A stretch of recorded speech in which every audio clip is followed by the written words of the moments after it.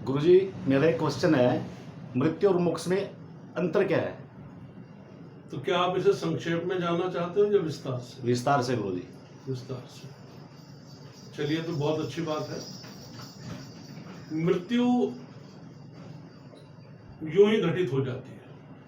हम आए संसार में, जिए और चले गए। उस बीच में हम जीवन में क्या क्या करते हैं, अगर मैं उसको पूरे विस्तार से समझाऊं तो प्रत्येक व्यक्ति का जीवन जो है वो इसी प्रकार से है, पैदा होता है। कुछ लोग संन्यास की तरफ चले जाते हैं, कुछ लोग प्रेम की तरफ चले जाते हैं, कुछ लोग पैसा कमाने के चक्कर में लग जाते हैं। और हमारे यहाँ पर जितनी व्यवस्था है वो सिर्फ पैसा कमाने की है। अधिकतर जो व्यवस्था है वो पैसा कमाने की है। और हमारे यहाँ जो शिक्षा है वो भी पैसा कमाने के लिए नाम की दी जाती है।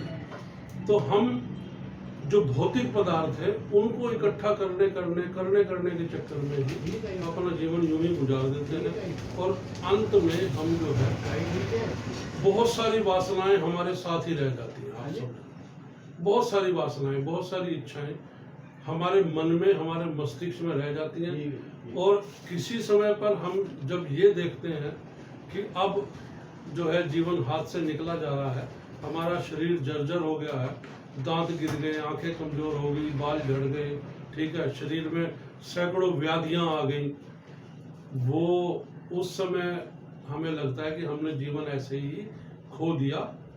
और फिर भी जो हमारी चूंकि वासनाएं पूरी नहीं होती, हमारी इच्छाएं पूरी नहीं होती,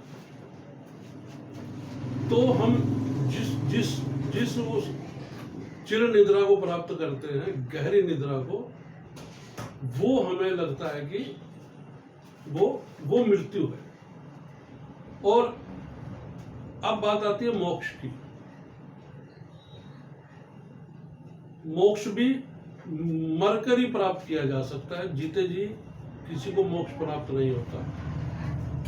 और उसके लिए एक बड़ा सिद्धांत है, और वो सिद्धांत ये है कि जब आप भौतिक पदार्थ की तरफ जाते हुए भौतिक पदार्थ के अपने समय के अनुसार आपने जो जो करना था वो किया, लेकिन कहीं ना कहीं उस परमपिता परमेश्वर को याद रखकर और इस वियोग में रहे कि मुझसे कोई गलत काम ना हो जाए, मुझसे कोई गलत रास्ते पर ना मैं चला जाऊं, मुझे मेरी जो समाज के प्रति जवाबदेही है वो मेरी जो है वो खराब ना हो, और वो मैं लोगों को किसी भी तरीके से तंग ना करूं, व्यसनों में ना पड़ूं। और इसके अतिरिक्त जो है ध्यान, प्रभु का ध्यान जरूर लगाऊं।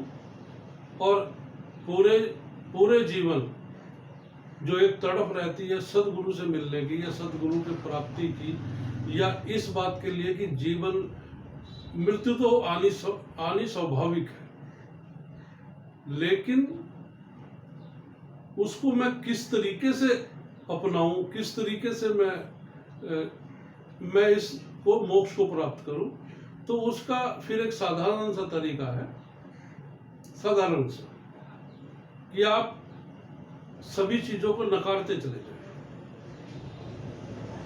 सभी चीजों को नकारते चले जाए, जीवन जीने के तरीके को नकारते चले जाए। और एक दिन वो आएगा जब धीरे धीरे वो नकारात्मक जो शक्ति है वो इतनी प्रबल हो जाएगी कि जिस समय आप शरीर को त्यागेंगे उस समय भी आपका मन करेगा कि मैं जीऊं ना और मैं जाऊं। ये सबसे आसान तरीका है।